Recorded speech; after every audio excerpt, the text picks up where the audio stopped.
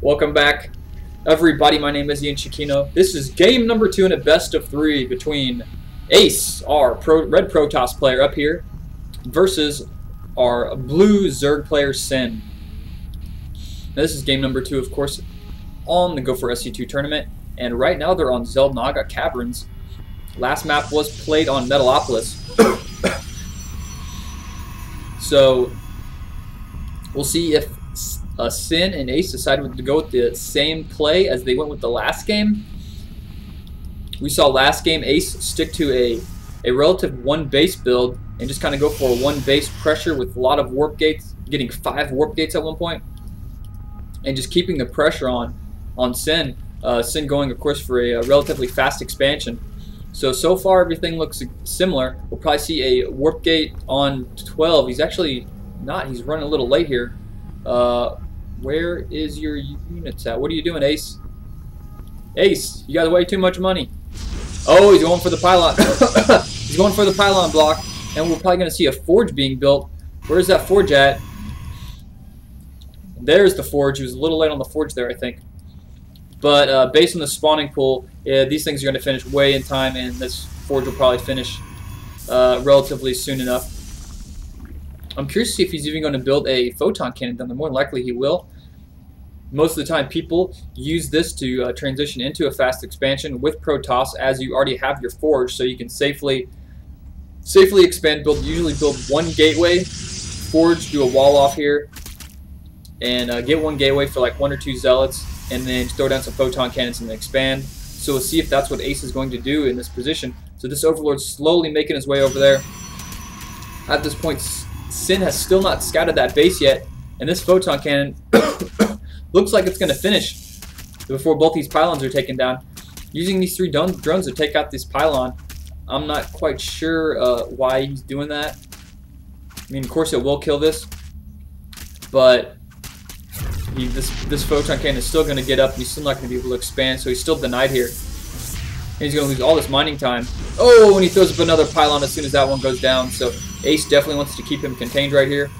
So we'll see. We've seen this method used quite a bit here by Protoss players. They just throw down 2 pylons here, do a wall off, and of course what a lot of Zerg players do is whenever they see this potential probe coming in, they'll just take one drone. They'll put them down here on the bottom of this ramp, put them on patrol in the places where pylons need to be placed, and of course that denies the Protoss player from blocking off his base from his expo. So we have a Baneling's nest coming up, and we'll probably see him morph in 5 Banelings to be able to take out both of these pylons. You can run 5 Banelings and right here, get them right in between, and they'll explode and kill both of these pylons, and then of course deactivating the photon cannon. So it looks like that's how he's going to deal with this little wall off here in the front. Very annoying. So he does have an Overlord in the base, so he's aware of the 1 gateway, and it looks like he's not even going to go for an expansion. He's putting up 2 gas, so we'll probably see 3 or 4 gateway being placed down here in a second by Ace. Let's check out the economy. So the economy, Protoss player is up by 2, and he's making quite a few more workers. He's building up quite a bit of money right now. Looks like he might get supply blocked right there. He's at 26 food. So actually I did miss that Baneling bust there. I want to rewind just to see that. So here we go. I know everybody wants to see a Baneling bust. It's one of the coolest things. So there we go. There's the Baneling bust. 3, 4, 5. Perfect. Every single time it works. So there he does. Break down those pylons and kills this photon cannon. That's a very cost-efficient way for Protoss players to delay an expo, and of course force the Zerg player to have to make Banelings spin that gas on Banelings instead of an upgrade. There are a lot of different ways that Zerg players can deal with that wall off. Some people just like to go roaches into a Nidus Worm and then Nidus Worm in their base, or Nidus Worm outside their base and then push in, because at the moment you could see he had 1 zealot and maybe 1 photon cannon. Of course, you can get Banelings faster than you can upgrade to tier 2, get a Nidus Worm, and then have roaches. That's a little bit later of a tactic. So Sin isn't really looking forward. He doesn't look like he's going to expand here. He's building a 2nd gateway, getting 1 upgrade. This is probably going to, yep, here we go. Here come the gateways. So actually we're going to have a 3 gateway robo push. This will more than likely be an immortal. if last game is any indication. So there are the roaches. So this so far is a besides this wall off here at the front entrance, this is very similar to what happened in game 1. This hatchery is going to be up, so Sin is going to have to save this hatchery. That's going to be his lifeblood to get through the early parts of this game. Let's see if he decides to build more spine crawlers than he did last time. But as of course, Xel'Naga Tower is a very wide open expansion. You can just see all this area here. There's just so many places to get attacked from. You can literally just get hit from anywhere. You can even come in from the grass, coming behind here. And then even if you have like towers up here to cover you in the front, you're just going to not be able to mine and lose all your drones.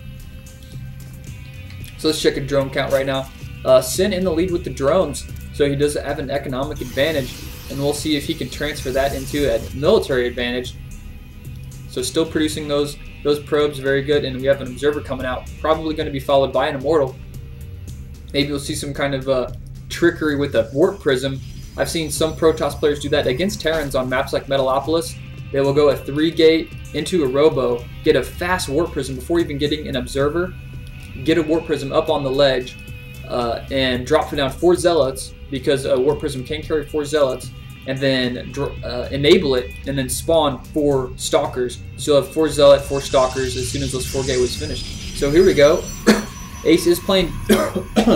Sorry, I've got a cough as of late. So Ace is transferring this early aggression into a expansion to meet up with the expansion of Sin.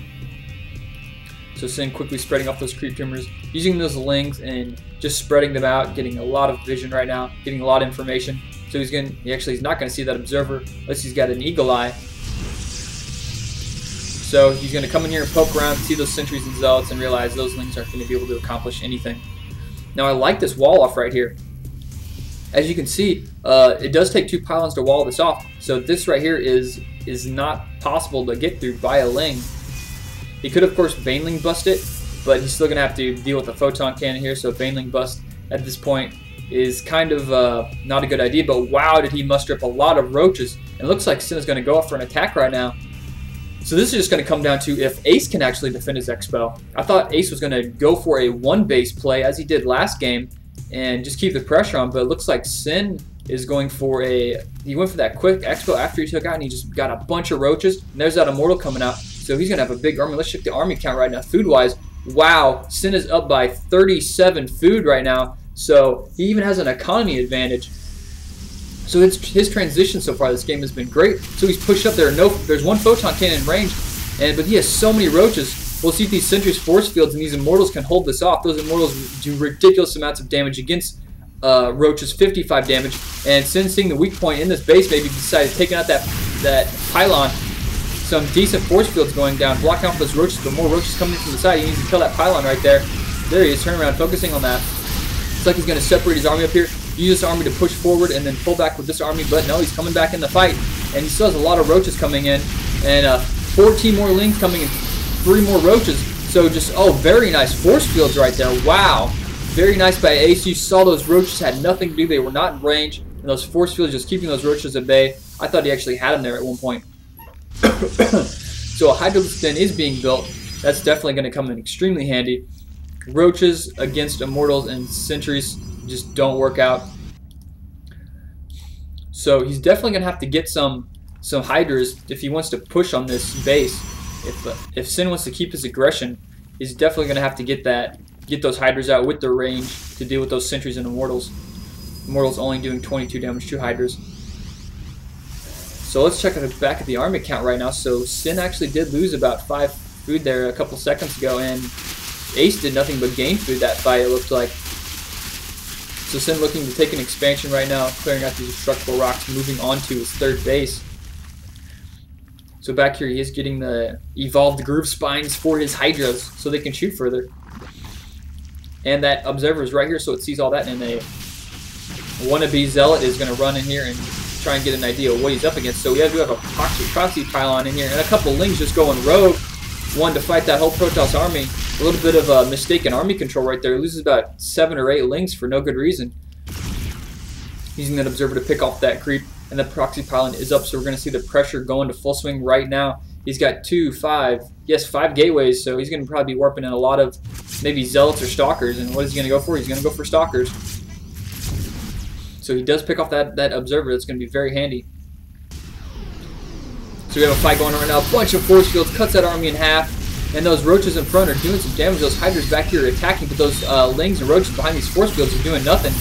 Oh, more force fields actually trapping units in there. And this Protoss army is in a very good position. We'll see if he can reinforce enough. He's got 12 hydras coming out. We have 5 more stalkers being warped in. Overlords just being rallied over here. Oh, and this Zerg army just being whittled away so fast. There's so many hydras coming out now. He may actually be able to fight this off because these number of hydras.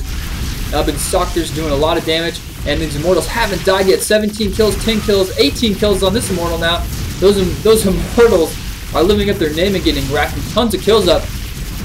There are a lot more hydras coming in. We'll see if we see any. All those immortals do finally die, but definitely getting their money's, or definitely Ace getting his money's worth out of those immortals by getting so many kills right there. And Sin does fight off that aggression with that with those clutch hydralisks. As a Zerg player, your macro is extremely important in fighting off expansions, as we saw right there. You can see his production tab just going up like crazy through that whole fight. I think for Ace, his army, he was a lot more efficient with his resources. I think he killed more than he lost for sure. And he's building a lot of photon cannons, filling the threat of an oncoming army of hydralisks with that range upgrade. He is definitely in defensive mode now, so we've seen a swing back and forth here from one player to the other in aggression. And we'll see if Sin can seal the deal with this final push. These 4 photon cannons, those would be extremely critical. I very rarely see this happen. And a Protoss player just throwing out 4 photon cannons. Sin is going to use this Overseer going in here and check, and he's not going to see too much going on. A Colossus, so we do have a transition in Colossus. He might lose that Overseer. Also, Sin pushing in, but a lot of Zealots being warped in. There's 4 photon cannons there. We have a bunch of Lings being brought in for reinforcements. But he really can't lose these Hydras. Those Hydras are the damage. Those Lings are kind of just cannon fodder. So he needs to keep these Hydralisks alive. He needs to keep rallying in those Lings. And this Colossus is so close to being done. Where's that Colossus? Oh, he's only 50% done. He needs to be chrono boosting that. And he's losing all these Hydras. These Hydras will not be able to run away. And, of course, Sin feeling like he's not going to be able to finish the game with a victory. GG's. So we had an extremely back and forth game right there. Ace winning this matchup, this set, 2-0 against Sin. So congratulations to Ace. And hope everybody has a good day. Later.